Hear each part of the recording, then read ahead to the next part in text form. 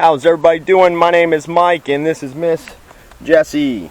And what we're doing is we're going to go ahead and work on her walking away from traffic and not looking behind her. And the first thing you have to do is right now, heel. We got it happening right now to us. Now what I wanted to do, see her as she looks back. As she looks back, I correct her. So I correct her as she looks back. Now that's not what I want to do right now. That just happened to happen. What I want to show you guys is the big issue that happens is owners give the dog too much slack. They're not holding the leash in a proper position. So I want to show you an easier way of doing that. First thing you're going to need to do is put the leash on your thumb. So you see that? You see how I got the leash on my thumb? I make sure it's only a certain distance from the dog. So that's more appropriate. Sorry guys, I have one hand I'm doing this with. That's more appropriate for the dog. So I got the thumb on it, and now I'm going to grab the leash like that. Okay, the leash is over my thumb, and I grab the leash.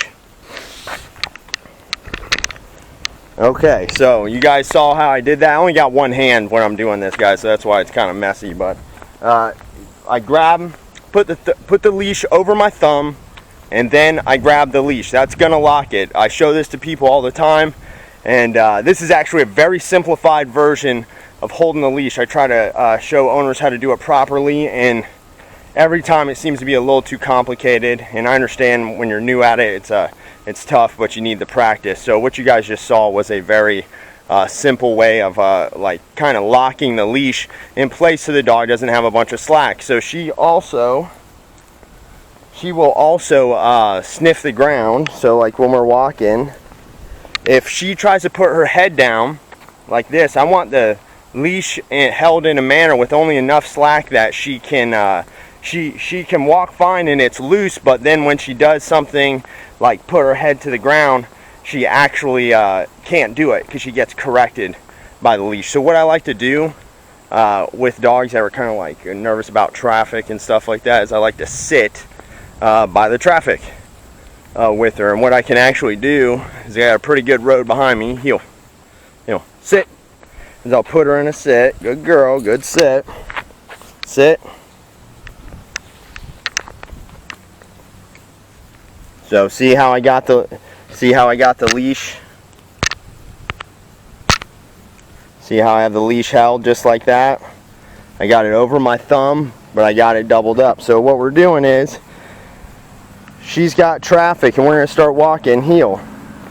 So she's got traffic, heel, heel, good girl, heel. So she did pretty good with that. I'm going to go ahead and keep turning around and keep doing that for her. Now what's going to happen is she's going to get desensitized to it. She's not going to care about it anymore. I can also sit at the intersection with her, but right now I want her to walk with me because she has a very bad habit of trying to stop what we're doing with her body. So again, here comes someone, so I can turn, heel. So she's looking. Correction every time she looks. Correction. Good girl. Good job. So when she starts looking forward, I tell her good girl, but then anytime she is looking back, I'm giving her just a small correction. It doesn't have to be a tough correction, a hard correction or anything. They just need the communication. Hey, don't do that right now. You need to walk with me, because we can't have dogs making the decision on what they're going to do when they're outside the home. That is just not going to be good for anybody. The dog can get hurt if they decide to flee from the vehicle. They can flee into traffic. So sit. My girl, sit. So the other thing I can do is I can just stand here with her and let traffic kind of go by, which we do that at night with her. And it works very well to desensitize them. You know, if you just get out with your dog about 5-10 minutes a day, it will do wonders for them. Heel. So again, you know, moving away from the traffic is when she has the biggest issue. So whatever your dog is not good at, see how she's looking? So she'll like walk sideways. So when I'm walking with her, heel.